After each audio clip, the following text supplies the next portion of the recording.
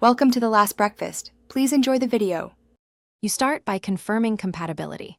Check the cart's power inlet and manual for USB-C PD support and required voltage, for example 12V or 24V. Once done, pick a quality USB-C PD charger and cable that match those specs and deliver at least the necessary amps. Make sure the cart is powered off and visually inspect the USB-C port for dirt or damage.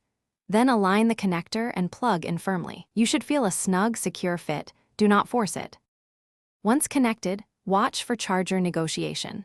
A PD charger and cart will exchange profiles so the correct voltage is delivered. Expect indicators within 5 to 10 seconds. While charging, don't use generic adapters. Use PD-capable hubs only when they explicitly support the cart's power profile, otherwise you risk undercharge or damage. Make sure the cable runs straight without sharp bends and put the charger on a flat, ventilated surface to avoid overheating. If the cart has a display, verify charging percent increases. When charging is complete, unplug in this order. Unplug the charger from the wall first, then remove the USB-C from the cart. Follow any manufacturer float or storage recommendations. If charging fails to start, test the cable and charger on another PD device to isolate the fault.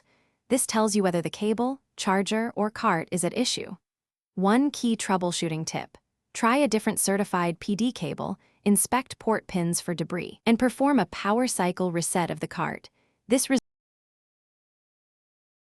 Thanks for watching. If this was helpful, leave a like and consider subscribing. See you next time.